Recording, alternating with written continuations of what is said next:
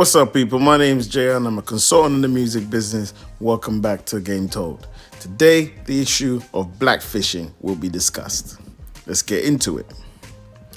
It's nothing new and has always been prevalent. It's just taken different shapes, forms, and packaged and presented in many different ways over the years.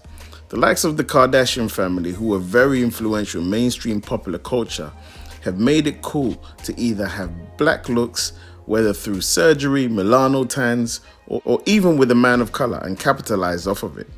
But what's missing when this is done is the understanding and historical relevance. Why people have a problem with it? Let's go way back into time. Blackfishing, commonly perpetrated by females of European descent, which involves artificial tanning and using makeup to manipulate the facial features in order to appear some type of black African ancestry. The general point of blackfishing is for females of European descent to appear African, Arab, or Hispanic ancestry. Some consider it to be the modern-day blackface because it capitalizes off the looks of historically oppressed groups of people by people who come from more privileged backgrounds. When white stage performers would paint their face with black paint or paste, exaggerating black features for the purpose of comedy.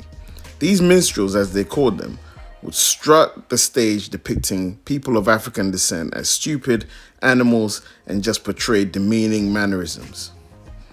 So fast forward to today, there are people still alive who witnessed this, which brings us to the curious case of Jesy Nelson. I sympathize with Jesy because she's been victimized a lot for her looks.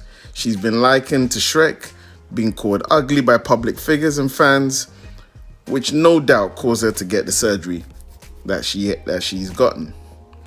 Some may say she's been dealt a heavy hand in this situation. But imagine a rapper or a singer using an Indian cultural theme to achieve success. There will be backlash.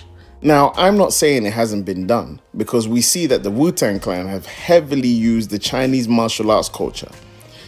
I'm saying there is a way to do it. They have history of interest. They feature Kung Fu legends and Buddhist priests in their videos. They study the religion and culture properly and educate others. So when a person from that culture sees those things, they appreciate it and respect the light you are shining on their age-old culture. 25 years later, come rain or shine, they still push the same image and agenda. Whether their careers went up or down, the Wu-Tang Clan remained the same and still pushed that culture. In Jesy's case, there's been no prior history of involving herself in black issues, black folks, black elevation, or concerns. So when one looks at her from afar, it can seem extremely evident that she's choosing to use the black look to achieve success, then go back to her normality afterwards, and that's mostly what people have a problem with. What I think is some type of education is needed.